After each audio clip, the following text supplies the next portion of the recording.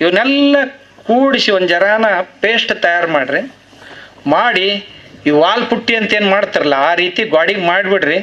ನಿಮ್ಮ ಹೊರಗಿನ ತಾಪಮಾನಕ್ಕೂ ಒಳಗಿನ ತಾಪಮಾನಕ್ಕೂ 20 ಡಿಗ್ರಿ ಟೆಂಪ್ರೇಚರ್ ಡಿಫ್ರೆನ್ಸ್ ಇರ್ತತೆ. 20 ಡಿಗ್ರಿ ಡಿಫ್ರೆನ್ಸ್ ಇರ್ತತೆ. ಅಷ್ಟು ಅದ್ಭುತ ಐತದ. ನಾ ಈಗ ಇಟ್ಟಂಗಿ ಮಾಡಕತ್ತೀನದ್ರು ಸಗಣಿ ಸುಣ್ಣ ಸಗಣಿ ಇಟ್ಟಂಗಿ ಮಾಡೋದು. ಮನೆಯ ತಾಪಮಾನ ಎಷ್ಟು ಕಡಿಮೆ ಆಗ್ತೈತೆ ನೋಡ್ರಿ. ಸಗಣಿ ನೀರು ಸಗಣಿ ಹಿಂಡಬೇಕಿದ್ನು. ಆ ಹಿಂಡು ಸಲುವಾಗಿ ಒಂದು ಕಾಂಪ್ರೆಸರ್ ತಯಾರು ಮಾಡಿ ಅದರೊಳಗೆ ನೀರು ತಗೋತೇನೆ. ನೀರು ತಗೊಂಡು ಅದರಿಂದ ಪೇಂಟ್ ತಯಾರು ಮಾಡ್ತೇನೆ. ಆಯಿಲ್ ಬೇಸ್ ಆಗಿರಲಿ ಅಥವಾ ವಾಟರ್ ಬೇಸ್ ಆಗಿರಲಿ. ಆ ಪೇಂಟು ಹೊರಗೆ ಮನೆಗೆ ಹಚ್ಚಿದ್ರು ಸಹಿತ 8-10 ಡಿಗ್ರಿ ಟೆಂಪ್ರೇಚರ್ ಡಿಫ್ರೆನ್ಸ್ ಇರ್ತೈತಿ.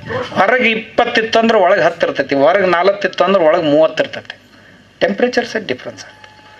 ಅಂಥ ಸಾಮರ್ಥ್ಯ ಇರುವಂಥ ಒಂದು ಪ್ರಾಣಿ ಅಂತಂದ್ರೆ ಆಕಳು. ನಮ್ಮದು ಆಕಳಿ ಸಗಣಿಯಿಂದ ನಾ 25 ಪದಾರ್ಥಗಳನ್ನು ತಯಾರು ಮಾಡ್ತೇನೆ. 25 ಪದಾರ್ಥಗಳು ಬೇರೆ ಬೇರೆ ಬೇರೆ ಬೇರೆ 25 ಪದಾರ್ಥಗಳನ್ನು ತಯಾರು ಮಾಡ್ತೇನೆ. ಆದ್ದರಿಂದ ಅವು ನನಗೆ ಯಾವಾಗಲೂ ಹಾನಿಕಾರಕ ಅಂತ ಅನಿಸೇ ಇಲ್ಲ.